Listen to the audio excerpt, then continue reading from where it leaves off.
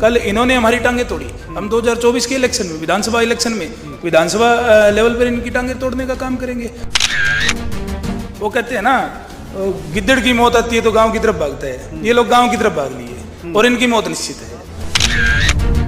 जो ये गंदी सरकार है, इनके जहाँ तक लग रहा है ना, इनका हो गया दिमाग खराब। इनको पता ही नहीं है कि महिला क्या होती है, क्या इनके जो सारे रंडे के रंडे बैठे हैं।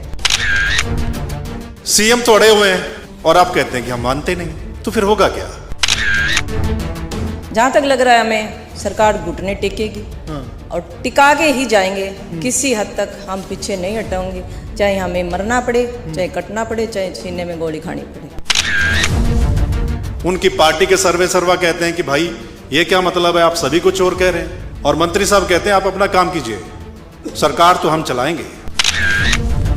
पब्लिक कहता है कि भाई मैंने तो बोला ही नहीं चोर, मुझे बता दो मैंने कहां बोला है।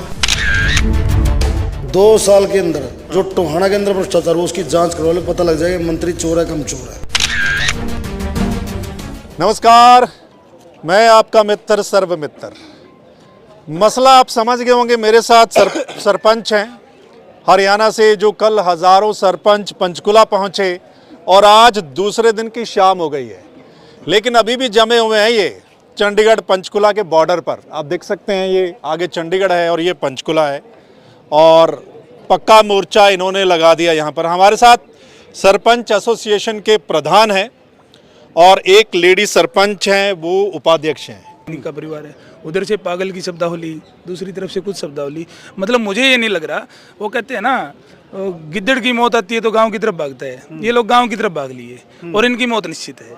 क्योंकि सरपंच एक ऐसी सरकार है जो मतलब अपने गांव से जो सम्मानित साथी है, जो सम्मानित पुरुष है या महिलाएं हैं, वो चुन करके पंचायतों से बनते हैं। और उसके बाद अगर कल का विधानसभा 2024 नज़दीक है, कल इन्होंने हमारी टांगे तोड़ी, हम 2024 के इलेक्शन में, विधानसभा इलेक्शन में, विधानसभा लेवल पर इनकी टांगे तोड़ने का काम करेंगे। क्योंकि जो अमानवीय व्यवहार, जो ऐसा असहनीय जो घटनाएं सरकार भाजपा जजपा के द्वारा की गई है, मतलब ये तो किसी पशु को भी ऐसे नहीं मारा जाता। पहले ओपीएस के जो कर्मचारी साथी, पब्लिक कहता है कि भाई मैंने तो बोला ही नहीं चोर, मुझे बता दो मैंने कहां बोला है। मैं आपको अभी वीडियो क्लिप के माध्यम से दिखा दूंगा, वो कहीं तो चले हुए कारतूस बता रहे हैं। अब फिर उनसे पूछा जाता है माननीय मंत्री जी से कि आपने, मैंने ये नहीं कहा, मैंने कुछ राजनीतिक लोगों के लिए कहा है। अब आप सवाल मेरे से सरपंची की मतलब उस पर लाइन पे कर रहे हो, अगर उसमें मैं किसी राजनीतिक पे तंज कसूंगा तो मतलब वो राजनीतिक मतलब डाइवर्ट तो नहीं हो सकता ना, वो तो सरपंच अपने पे वो होगा।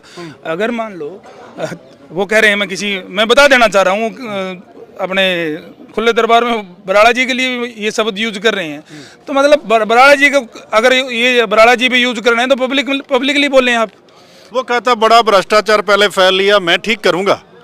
बोला मेरे इलाके में बहुत फैला है, बड़े लोगों ने किया पहले, बोला मैं ठीक कर दूंगा। तो मैं आपके माध्यम से उनसे पूछना चाहती हूँ कि जो 1.5 साल पहले जो सिरसा के डिस्ट्रिक्ट के अंदर जो 4 बीडीपीओ इसमें भ्रष्टाचार के आरोप में निकाले गए थे, तो वो क्या था, भ्रष्टाचार था, क्या था?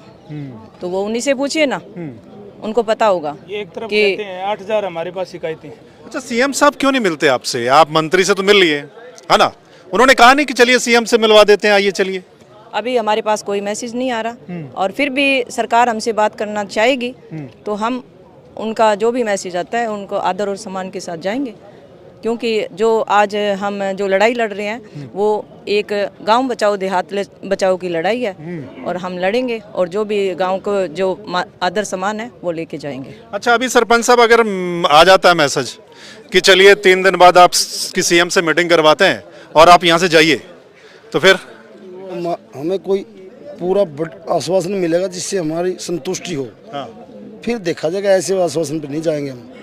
मतलब अभी फाइनल आपका ये है कि आपने सिर्फ सीएम से मिलना है, या अभी किसी और भी कोई माध्यम है जिससे आप मिलना चाहते हैं? हमारी मांगे मान लो, हमें किसी से मिलने कोई चाव नहीं है। हम अपने अधिकारों के लिए बैठे हैं, हमारे अधिकार दे दो, हम अपने अपने घर चले जाएंगे। और आप भ्रष्टाचार की बात कर रहे थे, 2 साल के अंदर जो टोहाना के अंदर भ्रष्टाचार हुआ उसकी जांच करवा लो, पता लग जाएगा मंत्री चोर है कम चोर है। खुद मंत्री के हल्के में तो वहाँ भ्रष्टाचार किसने किया? अब पंचायत मंत्री कौन है? पंचायत मंत्री देवेंद्र बबली है और भ्रष्टाचार भी उसी के महकमे में हुआ है। तो चोर कौन है? वही चोर है, और कौन चोर है? ओके।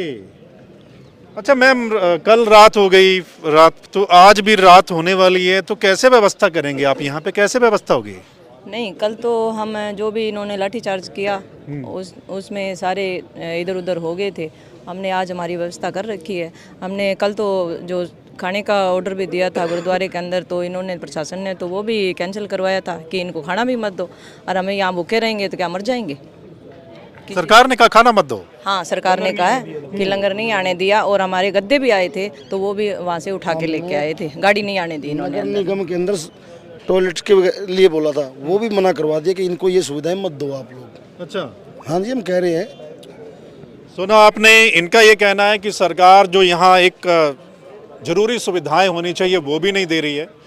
लंगर के लिए भी मना करवा दिया कि गुरुद्वारा साहब से लंगर भी नहीं इनको देना है। और देखते हैं क्या कुछ आगे होता है, लेकिन फिलहाल ये जमे हुए हैं, यहाँ पर जम गए हैं। इनका कहना है कि मांगे तो हम मनवा के ही जाएंगे। देखना आगे क्या कुछ होता है, मैसेज क्या आता है, क्योंकि मीटिंग तो कल भी हुई थी, आज भी हुई है, लेकिन कोई फैसला नहीं हुआ है। सो देखना है क्या कुछ होता है। आप बताइएगा, इन्होंने जो कुछ कहा है उस पर आपकी राय क्या है, जरूर कमेंट करके बताइएगा।